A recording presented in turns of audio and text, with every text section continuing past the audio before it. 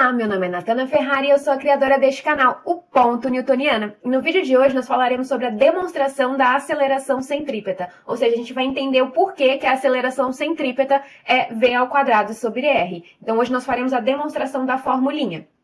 Mas antes da gente começar, eu queria pedir para você, se você não é inscrito no canal, se inscreve no canal, ativa o sininho de notificações para que o YouTube te avise quando tiver novos vídeos e deixa aqui embaixo o seu comentário falando o que você achou desse vídeo, tá bom? Vamos começar? Então eu coloquei aqui do lado as características, né, do movimento circular uniforme. Então, no movimento circular uniforme, nós temos uma velocidade tangencial que tem o seu módulo constante, é por isso que é chamado de uniforme. Ela descreve uma certa angulação no intervalo de tempo, e essa angulação que é escrita, ela é sempre igual. E essa velocidade tangencial, ela não tem o seu módulo mudado durante todo o percurso circular. Porém, ela tem a mudança da direção e do sentido. E quem faz isso, né? Quem é responsável por mudar a direção e o sentido é a aceleração centrípeta, que é uma aceleração que aponta para o centro da trajetória. Então, hoje nós vamos ver a demonstração dela aqui. Tá bom? Então é importante você lembrar que essa velocidade ela é constante, porque nós vamos usar esse conceito na demonstração.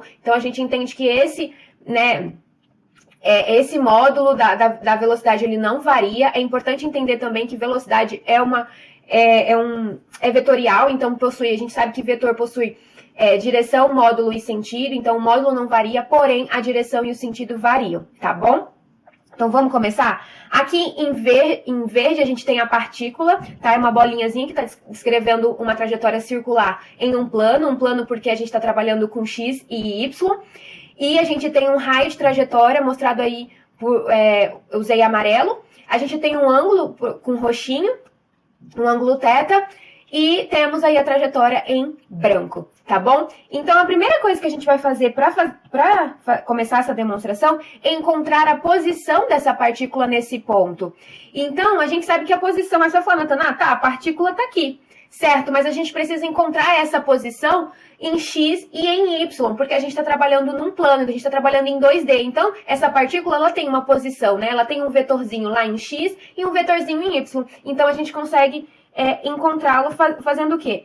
Batendo ela lá no eixo, ó. Essa parte aqui é a nossa posição em x. Então, eu vou chamar o x da partícula. E quando eu venho bater ela aqui, em y, é esse pedacinho aqui. Isso aqui é o meu yp. Então, aqui eu tenho o meu xp e aqui eu tenho o meu yp. E esse yp, ele poderia vir representado aqui, onde está esse pontilhado. Eu poderia chamar esse cara aqui de yp. Com isso, o que a gente pode trazer disso? A gente pode ver um triângulo, ok? Isso aqui tem um triângulo. Eu vou trazer esse triângulo aqui para baixo, para a gente encontrar em função de seno e cosseno. Então, aqui a gente tem o yp. Espera lá, deixa eu fazer assim que fica melhor. O r, o yp e o xp. Então, aqui eu tenho xp, yp, r e o ângulo θ aqui, ok? O que a gente sabe? Que seno de θ... Então, seno de θ nada mais é que cateto oposto, quem é cateto oposto? Yp, sobre a hipotenusa. Lembrando, a hipotenusa é sempre quem está na frente do ângulo de 90 graus, então é r. Então, eu posso escrever yp como sendo r seno de θ. E o cosseno de θ nada mais é que cateto adjacente, xp, sobre a hipotenusa r. Então, o xp é dado como r cosseno θ. Então, essas duas informações aqui... Essas duas informações aqui são muito importantes e é a posição, tá, da partícula dada em função de x e de y. Então, a gente está decompondo essa posição aqui dessa partícula, certo? A outra coisa que a gente precisa fazer para essa demonstração é encontrar a decomposição, né, decompor essa velocidade constante aí, tangencial, esse v que está em vermelhinho. Uma coisa que a gente precisa fazer antes é o seguinte, nós sabemos que a velocidade, ela é tangencial, ok? Ela é tangente a... deixa eu apagar isso aqui para ficar mais fácil de eu demonstrar para vocês. Ela é tangencial à trajetória. Então, ela forma um ângulo de 90 aqui, tá? Existe um ângulo de 90 graus aqui, concorda? Por ela ser tangencial, ela faz um ângulo de 90 graus com o raio da trajetória, tá? Então, ali existe um ângulo de 90 graus. Então, é importante que a gente Saiba isso também. Dado que existe um ângulo de 90 graus, veja só. O que a gente tem? Aqui eu também tenho um ângulo de 90 graus, não tenho? E quem que seria esse meu ângulo aqui? Deixa eu pegar até uma outra cor, sei lá, um rosinha, talvez. Quem que seria esse ângulo aqui? Esse ângulo aqui seria 90. Vou colocar até aqui fora. Esse ângulo aqui seria 90 menos θ, certo? Esse ângulozinho aqui desse triângulo. Então, aqui é esse ângulo aqui. Esse ângulo aqui seria 90 menos θ. Aqui a gente tem 90 e aqui a gente tem o θ, certo? Esse seria 90 menos θ. Aí, se a gente prolongar um pouquinho essa reta aqui na vertical, vamos colocar uma reta na vertical aqui e prolongar um pouquinho, o que a gente percebe? Que esse ângulo aqui, quem que é esse ângulo aqui que V faz? Né? Porque, normalmente, quando a gente quer encontrar o ângulo que o vetor faz, o que a gente automaticamente faz? Quando a gente tinha lá no lançamento oblíquo, aí lançou com uma velocidade V, a gente sempre colocava uma reta, o quê? Aqui na vertical, certo? Desculpa, na horizontal, e colocaríamos aqui o θ. É aqui essa angulação. O mesmo a gente está fazendo... Vou apagar. O mesmo a gente está fazendo aqui em cima. É essa mesma ideia que a gente está fazendo. A gente está traçando uma reta para encontrar esse ângulo aqui. E aí você percebe que esse ângulo aí é θ. Por que ele é θ? Veja só. Aqui nós tínhamos 90 menos θ. Aqui a gente tinha 90. E aqui quem que sobra? Só sobra para ser θ. Vocês entendem? Se você virar esse desenho aqui, você vai conseguir ver mais facilmente que fica uma reta do tipo assim, onde você tem o 90 graus aqui, aqui você tinha 90 menos θ, e aqui, porque a gente sabe que a soma desses ângulos tem que dar 180, quem que tem que vir aqui desse lado? O θ. Então, é o mesmo θ que está aqui embaixo, ele aparece aqui em cima, certo? Então, é o mesmo θ. Então, aqui a gente tem esse ângulo θ. Dado isso... Vamos lá, deixa eu voltar aqui, não sei se ele vai voltar tudo, para não rabiscar demais. E aí, vou colocar esse θ da corzinha que eu usei ali embaixo, para a gente lembrar que ele é o mesmo, que ele é o mesmo ângulo, certo? Então, vou colocar aqui esse θ com essa mesma cor. E aí, vou decompor essa velocidade. Decompondo essa velocidade, eu só preciso tomar cuidado, que normalmente a gente está acostumado a decompor velocidades desse tipo, né? Vetores desse tipo, na verdade. Onde a gente tem aqui, então aqui eu tenho VY, VX, nananã, fica mais fácil, θ, e aqui a velocidade. A gente está mais acostumado com esse cara. Mas aqui em cima, a gente tem a mesma coisa de decomposição. Só que aqui, o que a gente tem? Nós temos esse vetorzinho aqui, e para fechar o triângulo, esse vetorzinho aqui, certo? A hora que eu fecho esse triângulo, na verdade ele tem que até... Deixa eu ver se eu consigo desenhar ele até melhorzinho. Aqui eu teria VY... Desculpa. Aqui eu teria... Eita.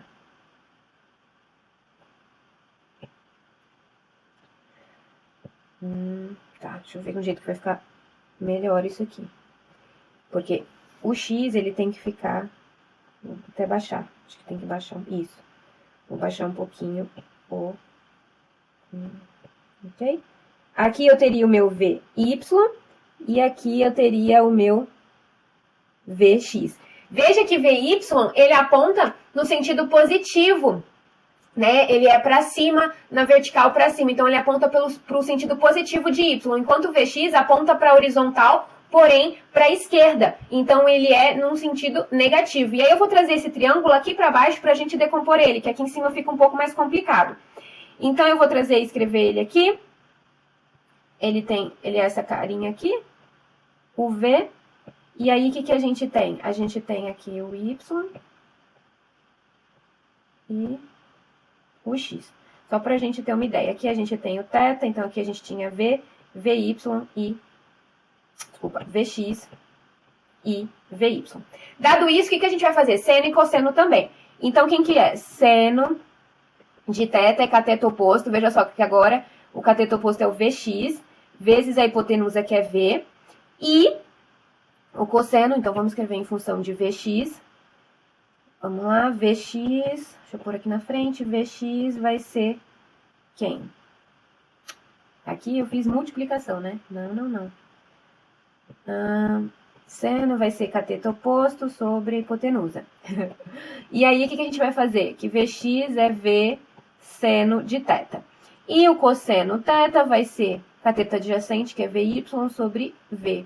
Então, esse cara daqui vai ser que Vy é V cosseno θ. Então, esses aqui são duas coisas também muito importantes na nossa decomposição. Combinado? Certo? Agora, na nossa decomposição, não, na nossa demonstração. Então, como é que a gente pode escrever essa velocidade V? Podemos escrever V da seguinte forma. A gente pode escrever V, ele tem uma componente em Y, né, que é lá no vetor unitário I, e podemos escrever também, ela é uma soma de Vx com Vy. Então, como que eu posso escrever? Isso aqui vai ser V, seno de θ. E aí faltou alguma coisinha. O que está faltando aí? Esse Vx, ele é o quê? Negativo. Por que ele é negativo? Tem um sinalzinho de menos aqui. Vamos até colocar, vamos apagar e colocar ele aqui. Por que ele é negativo? Porque ele está na horizontal, porém para a esquerda. Então, é menos V seno θ. Ok? Então, esse cara daqui é menos V seno θ em I. Ok? E mais V cosseno θ em J. Lembrando que são vetores unitários que representam a orientação X e Y. Então, nós podemos escrever V dessa forma, certo? A gente só está decompondo V. Só que a gente consegue escrever seno e cosseno em função do quê? Em função da posição. Olha, a posição é isso aqui, ó. Né? A decomposição da posição. A gente chegou que YP era isso, XP era isso. Mas o seno e o cosseno eu consigo fazer em vetores em função de R e do vetor posição, né? De Y e também de X. Então, quem que é seno? Vamos escrever aqui? Olha, veja só. Que seno pra gente é YP. Por que eu posso fazer essa correlação? Porque é o mesmo ângulo. É por isso que eu posso fazer essa correlação. A gente está falando do mesmo θ. Então, se é o mesmo ângulo, possui o mesmo seno, possui o mesmo cosseno. Então, é por isso que a gente pode trazer essa representação aqui para baixo. Ok? Então, isso fica menos V, que multiplica YP sobre R. Isso na direção I, mais a mesma coisa. V, quem que é o cosseno? XP sobre R. Então, o XP sobre R na direção J.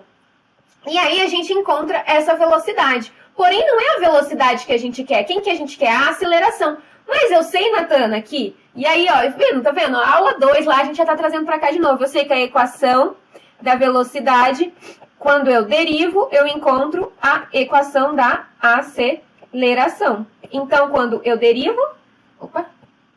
Quando eu derivo, eu encontro a equação da aceleração. Então, quando eu faço um dv dt, eu encontro a aceleração. E aí é muito importante, por quê? Porque a derivada, ela vai entrar nessas duas... Isso aqui é muito interessante, ela vai entrar dentro dessas duas componentes. Mas aí você me diz, quem vai variar? Quem vai variar ali? Quem vai ter um diferencial? Quem vai ter uma variação? Né? Olha, vai ser só quem? V varia? Não, V é constante. No movimento circular uniforme, o módulo de V não varia. E aqui a gente está trabalhando com módulo. Pode ser que a direção seja positiva, negativa, do eixo X, Y. Porém, o módulo, o valor desse V não muda. Então, esse V não muda. Quem não muda também? O raio. É um movimento circular uniforme, a gente não tem variação de raio. Então, o raio também não varia. Quem varia é só YP. Olha, quem varia YP, e veja só por quê. Vamos pegar um outro ponto? Olha, Natana, se eu pego este ponto aqui, veja só.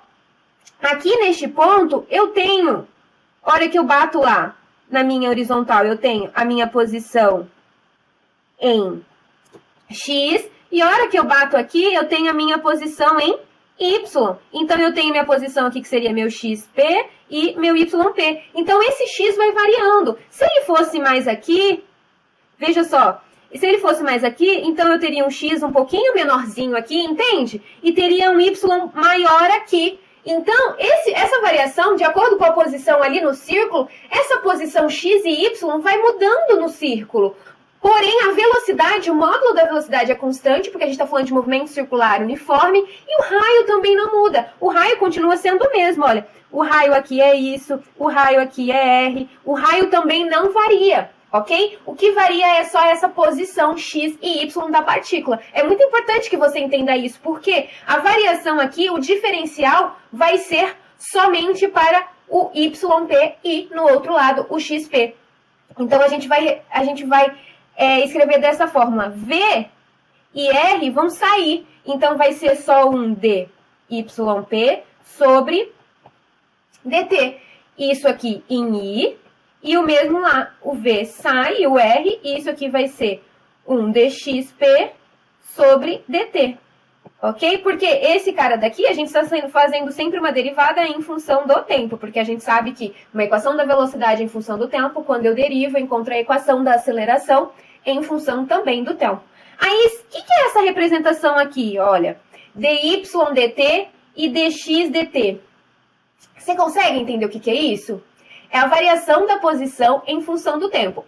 Aqui em 2D, a gente está acostumado a ver só isso aqui, ó, velocidade é dx dt. A gente escreve sempre isso. Velocidade dx dt é a variação da posição em função do tempo.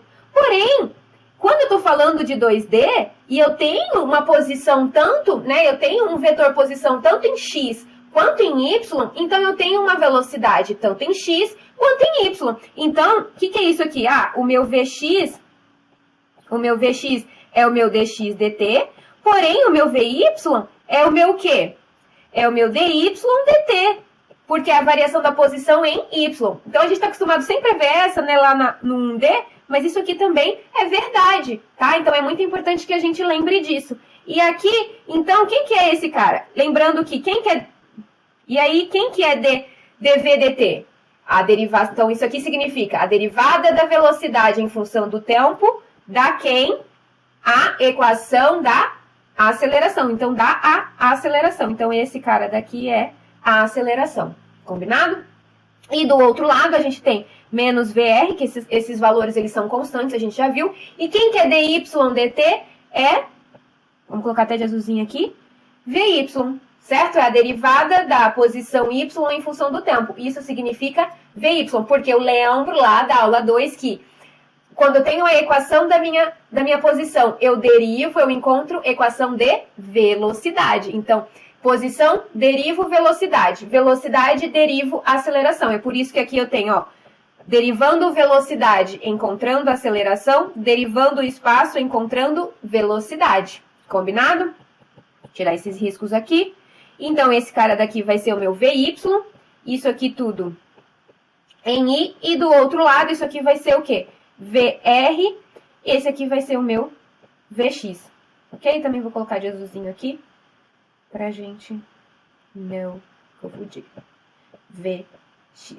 Agora a gente vai olhar lá em cima e ver quem que é Vx e quem que é Vy. A gente já sabe quais são os valores, ó, Vx é menos V vezes seno de θ e Vy é V vezes cosseno de θ, tá aqui, ok? E é o que a gente vai usar aqui embaixo.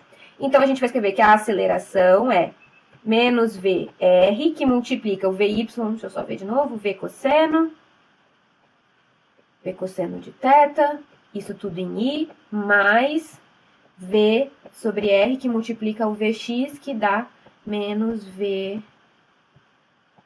seno de θ. Então, isso aqui dá menos V. V vezes V dá V quadrado sobre R, vezes cosseno de θ, isso aqui em I, mais a mesma coisa aqui, V com V vai dar, e aqui também vem o sinal negativo, V ao quadrado sobre R, seno de θ em J. Aqui faltou o J, que não coube.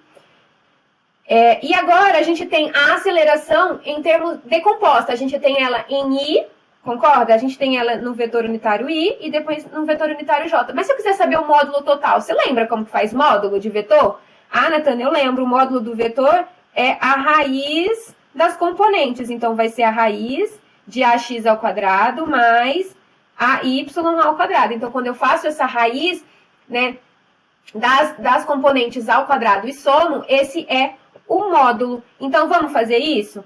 A aceleração vai ser o quê? A raiz, e esse cara daqui vai ficar menos v ao quadrado sobre r ao quadrado vezes cosseno ao quadrado, mais, aqui a mesma coisa, ao quadrado vezes seno ao quadrado de θ. Olha, veja só, Esse cara daqui, o que vai dar? Vamos lá. Isso aqui vai dar V a quarta sobre R ao quadrado vezes cosseno ao quadrado de θ mais V a quarta sobre R vezes seno ao quadrado de θ. Esse R tá ao quadrado. Quem que sai da raiz? Veja só, esse aqui é comum para esses dois termos, certo? Eu tenho uma soma, porém eu tenho um valor comum nesses dois lados. Então, eu estou somando isso com isso, só que isso aqui é o quê? Igual. Então, eu posso colocar em evidência. Então, quando eu coloco em evidência, se torna uma multiplicação. V a quarta sobre R ao quadrado. O que sobra desse primeiro termo? Cosseno ao quadrado de θ. Mais, quem que sobra do outro termo? Seno ao quadrado de θ. Veja só, o que é isso aqui? Seno ao quadrado mais cosseno ao quadrado. Relação fundamental, né? Que a gente sabe que a relação fundamental, cosseno ao quadrado de θ mais seno ao quadrado de θ é igual a 1. Relação fundamental, ok? Então, esse cara daqui vale 1. O que sobra dessa aceleração? A aceleração sobra a raiz de V a quarta sobre R ao quadrado. O que dá isso? V ao quadrado sobre R. E é por isso que a aceleração centrípeta é V ao quadrado sobre R. E aí eu tô falando de aceleração centrípeta, por que, Natana, não podia ser tangencial? Não, porque no movimento circular uniforme eu não tenho a tangencial. E toda essa demonstração, tá? Toda essa demonstração foi feita para o movimento circular uniforme. Tudo isso que a gente levou em consideração de V tangencial constante, o R constante, a posição, os ângulos, tudo a gente está fazendo partindo do pressuposto que é um movimento circular uniforme. E é por isso que a gente encontra a aceleração centrípeta, porque é a única aceleração que existe no movimento circular uniforme, que é responsável por mudar a direção e o sentido da velocidade tangencial. Tá bom? Era isso, conseguimos demonstrar. Espero que tenha ficado claro. Se ficou alguma dúvida, deixa aqui embaixo nos comentários. Bons estudos e até o próximo vídeo.